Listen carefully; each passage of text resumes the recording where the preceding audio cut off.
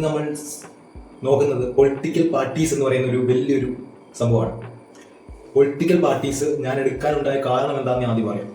2023-24 വർഷത്തെ സാമ്പത്തിക വർഷത്തെ ഓരോ പൊളിറ്റിക്കൽ പാർട്ടീസിനും കിട്ടിയ വരുമാനത്തിന്റെ കണക്ക് കഴിഞ്ഞ ദിവസം അതിന്റെ റിപ്പോർട്ട് വന്നിട്ടുണ്ടായിരുന്നു. 71% ഇൻകം, 100%-ൽ 75% BJP ആണ് ഉണ്ടായത്. BJPക്കാണ് കിട്ടിയത്. 20% കോൺഗ്രസും പിന്നെ ബാക്കി മറ്റ് ചെറിയ പാർട്ടികൾസും കിട്ടി. അതൊരു ഫാക്ടർ. പിന്നെ ഇക്കഴിഞ്ഞ ഒക്ടോബർ 2-ന് 2 പുതിയ പൊളിറ്റിക്കൽ പാർട്ടീസ് ഫോം ചെയ്തു. പ്രശാന്ത് കിഷോറിന്റെ ജൻ സ്വരാജും തലപതി വിജയുടെ തമിഴ് വിട്രി കഴകം എന്ന് പറയുന്ന പാർട്ടി. പിന്നെ ഡൽഹിയിലെ വേറൊരു പാർട്ടിയുണ്ട്, ആം ആദ്മി പാർട്ടി. അപ്രതീക്ഷിതമായി ഏറ്റ കനത്ത തിരിച്ചടി. അധികം പാരമ്പര്യമൊന്നുമില്ലാതെ പുതിയ ഒരു പ്രത്യേക തരത്തിൽ ഡൽഹിയെ 2-3 തവണ ഒരുമിച്ച് ഭരിച്ച പാർട്ടിയാണ് ആം ആദ്മി പാർട്ടി. ഇത്തവണ സ്റ്റേറ്റ് ഇലക്ഷൻസിൽ പരാജയപ്പെട്ടു. ഇതൊക്കെയാണ് നമ്മൾ ഈ പൊളിറ്റിക്കൽ പാർട്ടീസ് എന്ന് പറയുന്ന ടോപ്പിക് എടുക്കാൻ ഉള്ള പോയിന്റ്. ഇനി ഒരു ഡെമോക്രസിയിൽ പൊളിറ്റിക്കൽ പാർട്ടീസിന് എന്ത് റോളാണുള്ളത്? ഒരു ജനാധിപത്യ രാജ്യത്ത് പൊളിറ്റിക്കൽ പാർട്ടീസിന് എന്താണ് റോൾ? ഒരു ജനാധിപത്യ രാജ്യത്ത് പൊളിറ്റിക്കൽ പാർട്ടീസിന് എന്താണ് റോൾ എന്ന് ചോദിച്ചാൽ, അവിടെ ഈ പൊളിറ്റിക്കൽ പാർട്ടീസ് ആണ് ജനങ്ങൾക്ക് ചോയ്സസ് വെച്ച് കൊടുക്കുന്നത്. They offer the people choices through candidates, choices through policies. പിന്നെ ഇലക്ഷൻസിൽ കോണ്ടസ്റ്റ് ചെയ്യും, ജയിച്ചാൽ അധികാരത്തിൽ വരും. ഇനി പരാജയപ്പെടുമ്പോൾ രണ്ടാമത്തെ മികച്ച സീറ്റ് നേടിയ പാർട്ടിയാണെങ്കിൽ അവർ ഒപ്പോസിഷൻ പാർട്ടി എന്ന രീതിയിൽ ഭരിക്കുന്ന പാർട്ടി അക്കൗണ്ടബിൾ ആണോ എന്ന് നിരീക്ഷിച്ചുകൊണ്ട് അവരുടെ ഭരിക്കുന്ന പാർട്ടിയുടെ ഭരണത്തെ കൂടുതൽ നല്ല രീതിയിൽ മുന്നോട്ട് പോകാൻ സഹായിക്കുന്ന രീതിയിലാണ് ഒപ്പോസിഷൻ പാർട്ടീസിന്റെയും റോൾ. അപ്പോൾ ഒരു പൊളിറ്റിക്കൽ പാർട്ടീസിന്റെ റോൾ എടുത്ത് പറയുകയാണെങ്കിൽ, അത് ഒരു പൊളിറ്റിക്കൽ പാർട്ടീസ് ജനങ്ങൾക്ക് ചോയ്സ് കൊടുക്കുന്നു. ആ ചോയ്സിലൂടെ ജനങ്ങൾ തിരഞ്ഞെടുക്കുന്നതിൽ ഏറ്റവും കൂടുതൽ സീറ്റ് നേടിയ പാർട്ടി ഭരിക്കുന്നു. രണ്ടാമത് ഏറ്റവും കൂടുതൽ സീറ്റ് നേടിയ പാർട്ടി ഒപ്പോസിഷൻ പാർട്ടി എന്ന രീതിയിൽ നിലവിൽ വരുന്നു. ഇനി രണ്ടാമത്തെ ഫംഗ്ഷന്റെ കാര്യം പറയാം. ഈ പൊളിറ്റിക്കൽ പാർട്ടീസിന് ജനങ്ങളെ എഡ്യൂക്കേറ്റ് ചെയ്യാൻ, ജനങ്ങളെ കൂടുതൽ വിവരങ്ങൾ, കൂടുതൽ ഈ ഇലക്ഷൻ പൊളിറ്റിക്സിൽ പാർട്ടിസിപ്പേറ്റ് ചെയ്യിക്കാൻ ബാധ്യതയുണ്ട്. പൊളിറ്റിക്കൽ പാർട്ടീസിന് ജനങ്ങളെ ഈ പൊളിറ്റിക്സിലേക്ക് കൊണ്ടുവരാൻ ബാധ്യതയുണ്ട്. എന്തുകൊണ്ട്? Why? Because the quality of a democracy depends upon the degree of public participation. ഒരു ജനാധിപത്യത്തിന്റെ ഒരു പവർ എന്ന് വെച്ചാൽ അത് എത്ര ജനങ്ങൾ, ഒരു ജനാധിപത്യ രാജ്യത്തെ എത്ര ജനങ്ങൾ ആ ജനാധിപത്യത്തിൽ പാർട്ടിസിപ്പേറ്റ് ചെയ്യുന്നു എന്നതിനെ ആശ്രയിച്ചിരിക്കും. ഇപ്പോൾ ഒരു ഇലക്ഷൻ നടക്കുമ്പോൾ മാക്സിമം പോൾ ശതമാനം എന്ന് പറയുന്നത്, ഒരു ആവറേജ് എന്ന് പറയുന്നത് ഒരു 70%, ബാക്കി 30%. അതിന്റെ ആരും അങ്ങനെ ഒരു 30%ന്റെ കാര്യം ആരും നോക്കാറില്ല, അവർ വോട്ട് കാസ്റ്റ് ചെയ്യാറില്ല. വൈ? അതൊരു വലിയൊരു ചോദ്യചിഹ്നമാണ്. പിന്നെ ഈ പൊളിറ്റിക്കൽ പാർട്ടീസിന്റെ ഫങ്ഷൻസ് എന്താണ്? പൊളിറ്റിക്കൽ പാർട്ടീസിന്റെ മറ്റൊരു വലിയ ഫംഗ്ഷൻ എന്ന് പറഞ്ഞാൽ, നമ്മുടെ ജനാധിപത്യ രാജ്യത്ത് ഡൈവേഴ്സ് ആയിട്ടുള്ള ഇൻട്രസ്റ്റ് എന്ന് വെച്ചാൽ വ്യത്യസ്തങ്ങളായ അഭിപ്രായങ്ങൾ ഉള്ളവർ കുറേ പേരുണ്ടാവും. ഇങ്ങനെയുള്ള വ്യത്യസ്തങ്ങളായ അഭിപ്രായക്കാരെ ഒരേ ദിശയിൽ, ഒരേ വണ്ടിയിൽ എന്ന രീതിയിൽ ഒന്നിച്ച് ചേർക്കാനുള്ള ബാധ്യത ആർക്കാണ്? പൊളിറ്റിക്കൽ പാർട്ടീസിനാണ്. എങ്ങനെ ഇവരിത് ചെയ്യും? ഇപ്പം കുറേ ആൾക്കാർ ഒരു കോമൺ ഗോളിന് വേണ്ടി സഞ്ചരിക്കുകയാണെങ്കിൽ ദേ ആർ വർക്കിംഗ് ടുഗദർ. ഇപ്പോൾ കുറേ ആൾക്കാരുണ്ട്, ഇവിടെ ഒരു നിധി ഉണ്ടെന്ന് വിചാരിക്കുക. അപ്പം എല്ലാവരും നിധി കിട്ടാൻ വേണ്ടി ഇങ്ങോട്ട് തന്നെ പോകണം. അതേസമയം ഇവിടെ നിധി ഇല്ല നോക്ക്, നിധി അവിടെയാണ് ഇവിടെയാണെന്നൊക്കെ ആരെയും പറഞ്ഞത് കേട്ടത് വെച്ച് അവരങ്ങോട്ടും ഇങ്ങോട്ടൊക്കെ ഓടി തേടി നടക്കും. അപ്പം ഈ പൊളിറ്റിക്കൽ പാർട്ടീസിന് ഡൈവേഴ്സ് ആയിട്ട് കിടക്കുന്ന അവരുടെ താല്പര്യങ്ങളെ, ഡൈവേഴ്സ് ആയിട്ട് കിടക്കുന്ന ആൾക്കാരെ എല്ലാം ഒന്നിച്ച് കൊണ്ടുവരാനുള്ള ബാധ്യത ഈ പൊളിറ്റിക്കൽ പാർട്ടീസ് ഉണ്ട്. അതുകൊണ്ടാണ് ഈ മൈനോറിറ്റികളുടെ ആവശ്യം പരിഗണിക്കാത്തതുകൊണ്ടും അവരുടെ ഭേദങ്ങൾ ആരും കാണാതെ വരുന്നതുകൊണ്ടുമാണ് ഈ പൊളിറ്റിക്കൽ പാർട്ടീസിന്റെ എണ്ണം ഇങ്ങനെ കൂടി വരുന്നത്. ഇപ്പം ജൻ സ്വരാജ് എന്ന് പറയുന്ന ഒരു പാർട്ടി വന്നു, തമിഴ് വിട്രി കഴകം എന്നുള്ള പാർട്ടി വന്നു. പ്രത്യേകിച്ച് വേറെ ഇഷ്യൂ ഇല്ലെങ്കിൽ അങ്ങനെ വരേണ്ട ആവശ്യമില്ല, വരില്ല. It is not just a business. അവരുടെ അഭിപ്രായങ്ങൾ മാനിക്കാത്ത തരത്തിൽ അവർ പാർട്ടീസ് കൊണ്ടുവരികയും അവരുടെ അഭിപ്രായങ്ങളെ മുന്നോട്ട് കൊണ്ടുവരികയും ചെയ്യും. And that is the importance. ഇനി ഇനി പൊളിറ്റിക്കൽ പാർട്ടീസ്,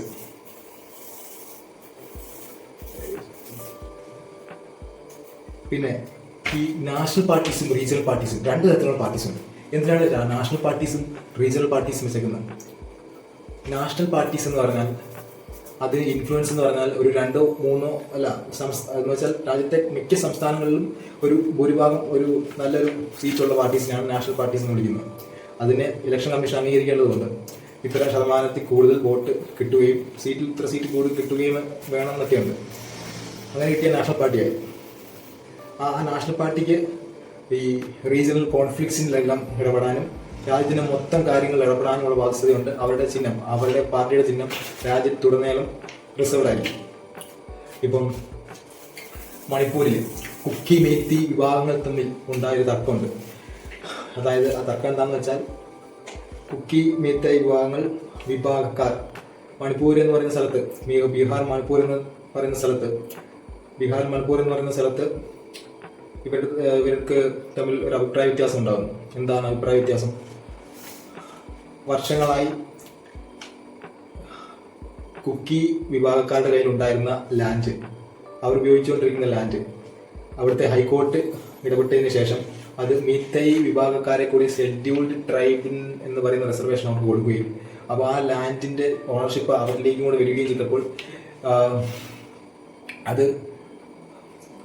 അത് കുക്കി വിഭാഗക്കാർക്ക് പ്രശ്നമായി. എന്ത് പ്രശ്നമായി? അവരുടെ എക്കണോമിക് ഓപ്പർച്യൂണിറ്റീസ് എല്ലാം പോയി. അവരെ വെട്ടിമാറ്റി മറ്റേ ഗ്രൂപ്പിന് വെച്ച പോലെ ആയില്ലേ. അപ്പോൾ ഇങ്ങനെയുള്ള സന്ദർഭത്തിൽ ഇപ്പം അവിടെ അടിയായി, രാഷ്ട്രപതി ഭരണമായി, എല്ലാം പ്രശ്നമൊക്കെ ആയി. അപ്പോൾ ഇങ്ങനെയുള്ള സ്ഥലത്ത് നാഷണൽ പാർട്ടീസ് ഭരിക്കുന്ന പാർട്ടി അവിടെ ഇൻഫ്ലുവൻസ് ചെയ്യാൻ ബാധ്യതയുണ്ട്. പക്ഷെ ഇപ്പോൾ അതൊന്നും നടന്നിട്ടില്ല, നടക്കുമായിരിക്കും. പിന്നെ റീജിയണൽ പാർട്ടീസിന്റെ കാര്യം പറയുകയാണെങ്കിൽ ഓരോ സ്റ്റേറ്റിലും അവിടുത്തെ സ്വയം ഭരണാധികാരം കൊടുത്ത് ആ സ്റ്റേറ്റിലെ കാര്യങ്ങൾ മുന്നോട്ട് നയിക്കുന്നതിനാണ് സ്റ്റേറ്റ് പാർട്ടീസ്. അവിടെ റീജിയണൽ പാർട്ടീസ് അവിടുത്തെ റീജിയണൽ മാറ്റേഴ്സിനെല്ലാം കൈകാര്യം ചെയ്യാൻ അവർക്ക് ബാധ്യതയുണ്ട്. ഏറ്റവും കൂടുതൽ അവിടെ ഇങ്ങനെ മെയിൻ പാർട്ടിയും ഒപ്പോസിഷൻ പാർട്ടിയും ഒക്കെ ഉണ്ട്.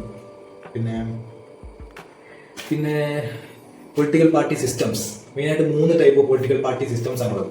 1 party system, 2 party system and multi party system. 1 party system എന്ന് പറഞ്ഞാൽ ഈ ചൈന, ക്യൂബ എന്ന് പറയുന്ന കുറേ രാജ്യങ്ങളുണ്ട്. അവിടെ മെയിനായിട്ട് ഒരു പാർട്ടിയുള്ളൂ, ഒപ്പോസിഷൻ പാർട്ടി ഒന്നുമില്ല. അവരെടുക്കുന്ന തീരുമാനം അന്തിമമാണ്. പക്ഷെ അവർക്ക് ഡെമോക്രസിയാണെന്നൊക്കെ വാദിക്കുന്നുണ്ട്. പക്ഷേ അത് ഡെമോക്രസി അല്ലെന്ന് നമുക്ക് വീക്ഷിക്കാം. അപ്പോൾ ഈ ചൈന, ക്യൂബ പോലുള്ള രാജ്യങ്ങൾ മെയിനായിട്ട് ഒരു പാർട്ടി മാത്രമേ ഭരണത്തിൽ വരുന്ന ഒരു സ്ഥലത്തെയാണ് ഈ 1 പാർട്ടി സിസ്റ്റം എന്ന് പറയുന്നത്. ഇനി US, UK പോലുള്ള ചില രാജ്യങ്ങളുണ്ട്. അവിടെ മെയിനായിട്ട് 2 പാർട്ടിയാണുള്ളത്. അവിടെ ഏതെങ്കിലും ഒരു പാർട്ടി നിലവിൽ വരും. ഇപ്പോൾ ഈ വർഷം അടുത്ത എല്ലാ പ്രാവശ്യം 2 പാർട്ടിയാണ് അധികാരത്തിൽ വരാൻ ചാൻസ്. അതാണ് 2 പാർട്ടി സിസ്റ്റം. പിന്നെ ഇന്ത്യ, സ്വിറ്റ്സർലൻഡ് പോലുള്ള ചില രാജ്യങ്ങളുണ്ട്.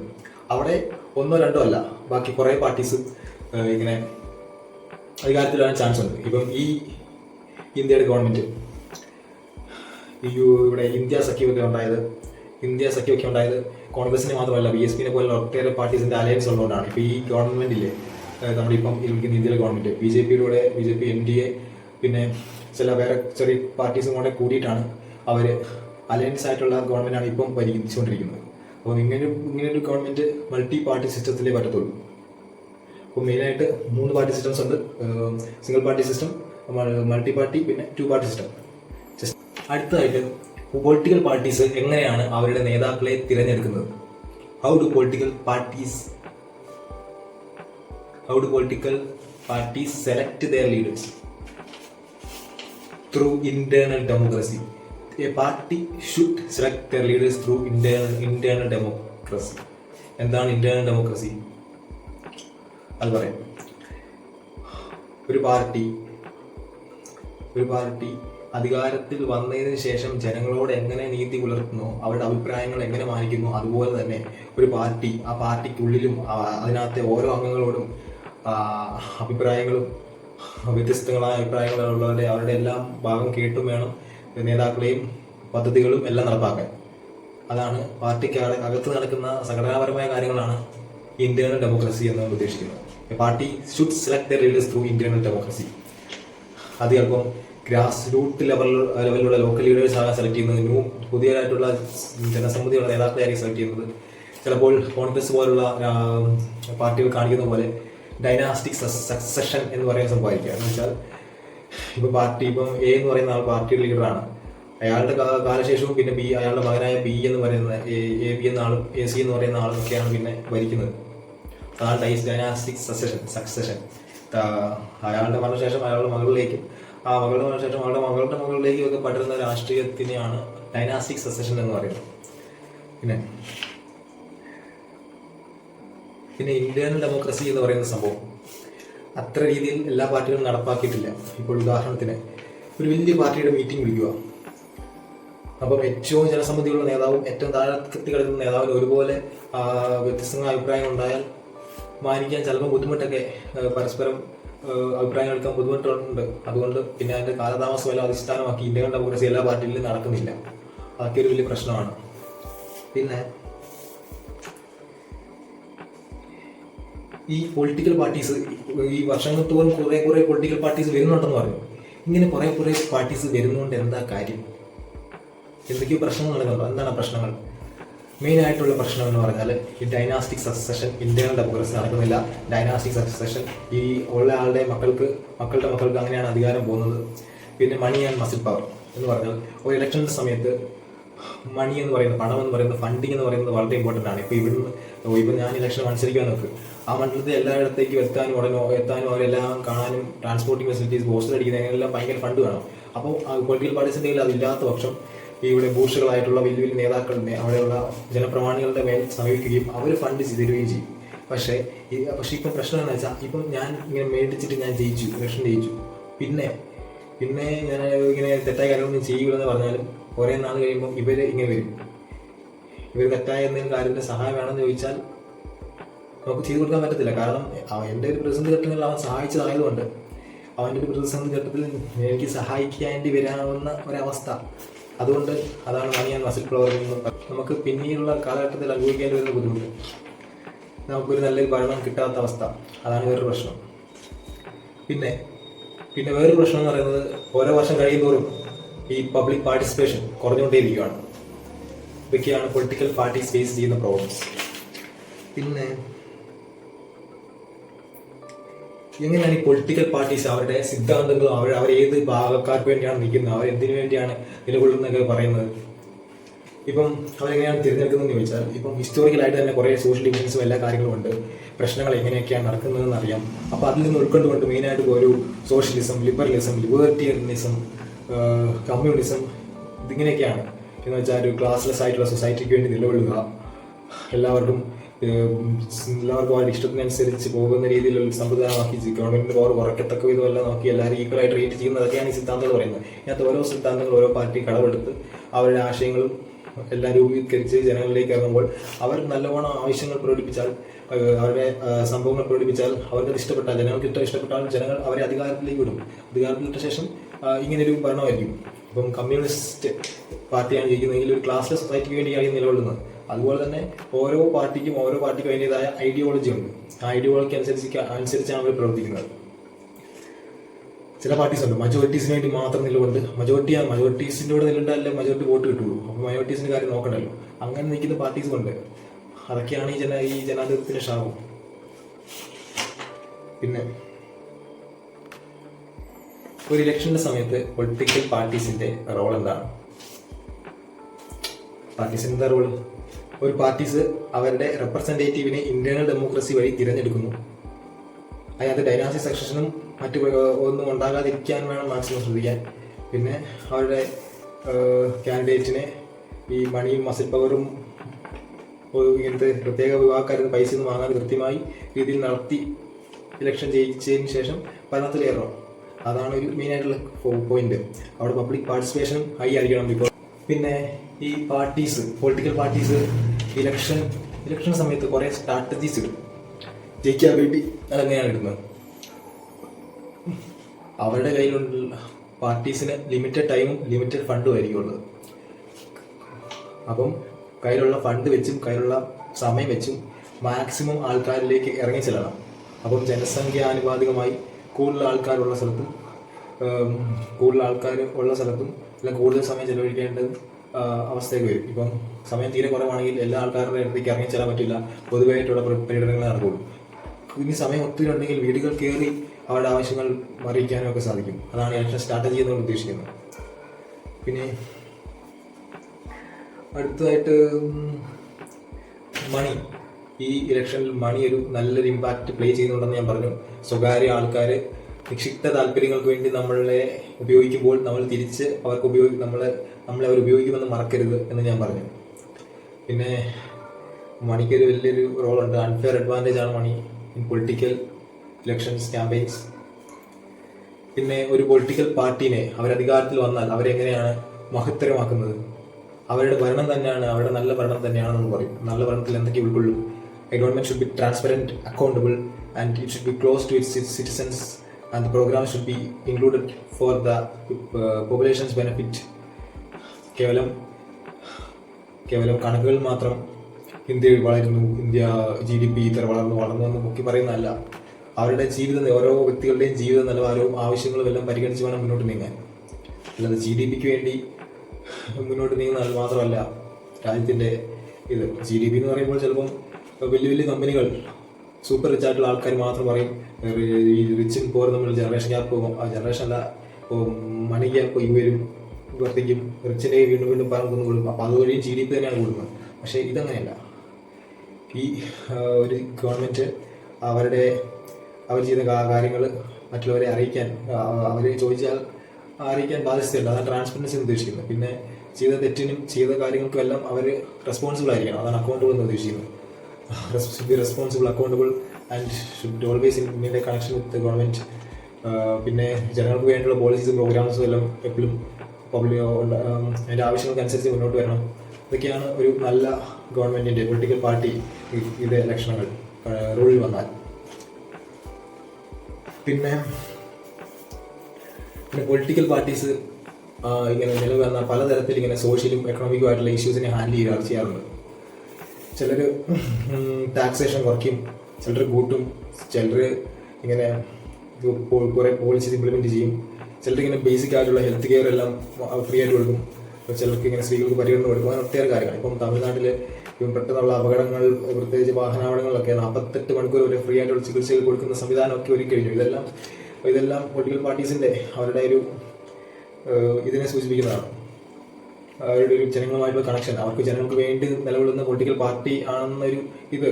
അതൊക്കെയാണ് ഇങ്ങനെയുള്ള പോളിസീസിലൂടെയാണ് ജനത്തെ ശരിക്കും പറഞ്ഞാൽ സേവിക്കേണ്ടത്.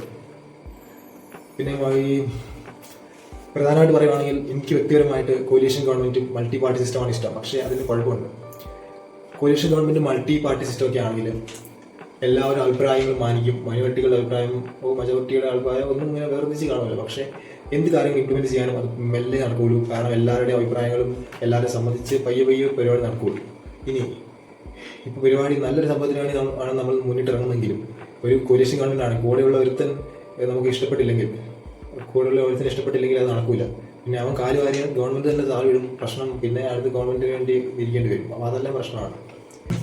പിന്നെ പൊളിറ്റിക്കൽ പാർട്ടീസ് എങ്ങനെയാണ് അവരുടെ പോളിസി പ്ലാറ്റ്ഫോംസ് എങ്ങനെയാണ് ഡിഫൈൻ ചെയ്യുന്നത്, അവരുടെ ഐഡിയോളജി, അവർ ഇതിനു വേണ്ടിയാണ് നിൽക്കുന്നത്. ഇപ്പോൾ പാർട്ടി സ്ഥാപിതമാകുമ്പോൾ തന്നെ ഒരു പൊളിറ്റിക്കൽ പാർട്ടി ഇതിനു വേണ്ടി അവരുടെ ഐഡിയോളജി ചൂസ് ചെയ്യും. അവരുടെ ഐഡിയോളജിക്കും അവരുടെ പിന്നെ ഇലക്ഷൻ്റെ സമയമാണെങ്കിൽ ജനങ്ങൾ അവർ നിൽക്കുന്ന സ്റ്റേറ്റ്സിൽ ജനങ്ങളുടെ അവസ്ഥയ്ക്കെന്ന് വെച്ചാൽ അവിടെ തൊഴിലില്ലായ്മ രൂക്ഷമാണെങ്കിൽ എംപ്ലോയ്മെൻറ്റ് ബേസ്ഡ് ആയിട്ടുള്ള സംഭവത്തിനും പോളിസീസിനും, സ്ത്രീകൾക്ക് മോശമായിട്ടുള്ള ഒരു അവസ്ഥയാണെങ്കിൽ അവർക്ക് അവരുടെ ഉന്നമനത്തിനും വേണ്ടിയുള്ള പോളിസീസൊക്കെ ഈ പൊളിറ്റിക്കൽ പാർട്ടീസ് കൊടുക്കും. അത് സ്ട്രോങ് ആയിട്ടുള്ള ഒരു ഇന്റേണൽ ഡെമോക്രസി പ്രോസസ്സിലൂടെ ആയിരിക്കും കൊടുക്കുന്നത്.